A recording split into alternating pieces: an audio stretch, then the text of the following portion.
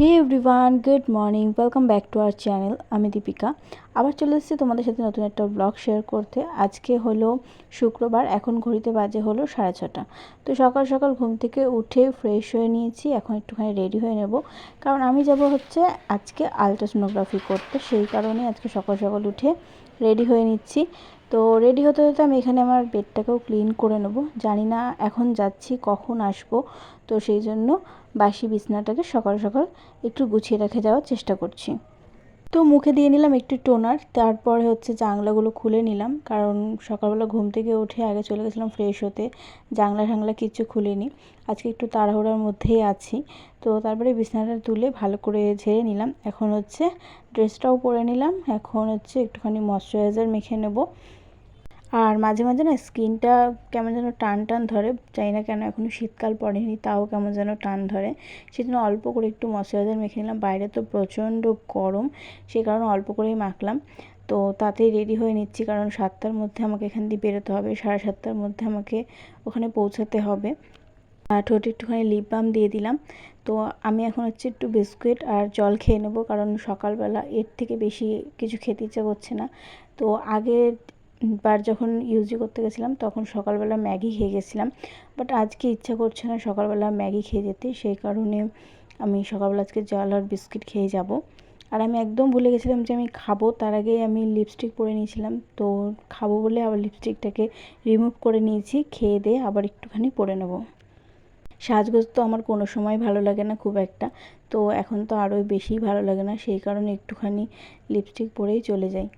তো এখানে বসে আছি, ওয়েট করছি ডক্টরের জন্য কখন আসবে। তো আসতে অনেকটা লেট করেছিল, প্রায় অনেকক্ষণ বসে থাকতে হয়েছিল।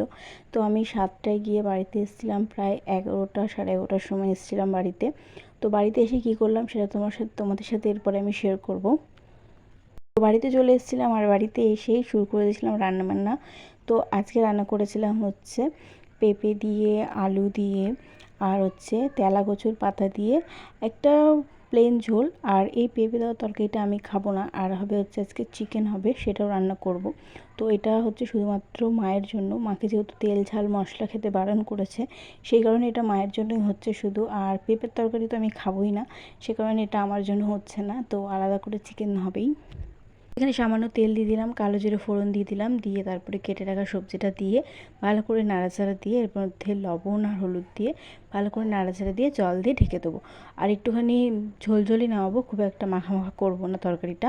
আর এদিকে ভাতও বসিয়ে দিয়েছি, ভাতটা মা নামিয়ে নেবে, কারণ মায়ের শরীরটা প্রচণ্ড খারাপ, সেই জন্য রান্নাবান্না করতে পারছে না, সেই কারণে আমাকে করতে হচ্ছে। সবজিটা কষানো হয়ে গেছে, এখন জল দিয়ে ঢাকা দিয়ে দেবো, তারপরে ফুটে গেলে নামিয়ে নেবো। একটু ঝোলঝোলই রাখবো, মাখা মাখা করবো না। তো তারপরে তোমাদের সাথে শেয়ার করছি মাংসের জন্য আমি কী কী প্রিপারেশন নিয়ে রেখেছি। তো এখানে মাংসের জন্য হচ্ছে আলু, টমেটো আর পেঁয়াজ কুচিয়ে নিয়েছি। আর এদিকে আমার এই তরকারিটাও হয়ে গেছে। তো প্রথমে হচ্ছে মাংসের আলুটা ভেজে নেব, দেন হচ্ছে সাদা জিরে তেজপাতা ফোড়ন দিয়ে পেঁয়াজগুলোকে ভালো করে একটুখানি ব্রাউন ব্রাউন করে নেব, দেন হচ্ছে মাংসটা দিয়ে একটুখানি ভালো করে ভেজে নিয়ে লবণ হলুদ দিয়ে মশলা দিয়ে ভালো করে কষিয়ে নেব।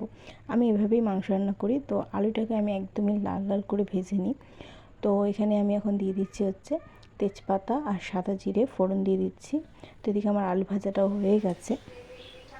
তেজপাতা সাদা জিরেটা ফোড়ন দেওয়ার পর আমি এখানে পেঁয়াজগুলো দিয়ে দিলাম, দিয়ে একটুখানি ব্রাউন ব্রাউন করে নিলাম, দেন হচ্ছে মাংসটা দিয়ে দিলাম। এখন ভালো করে মাংসটাকে একটুখানি ভেজে নেব, দেন হচ্ছে লবণ আর হলুদ দিয়ে দেবো, দিয়ে মশলা দিয়ে ভালো করে কষিয়ে নেব।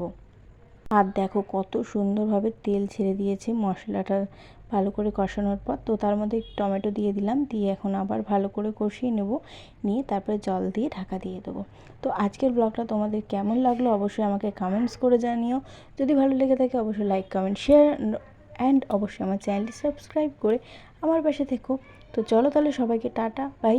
আজকের ব্লগটা এই পর্যন্তই, দেখা হচ্ছে নেক্সট ব্লগে নতুন একটা দিনের সাথে, নতুন একটা সময়ের সাথে। টাটা।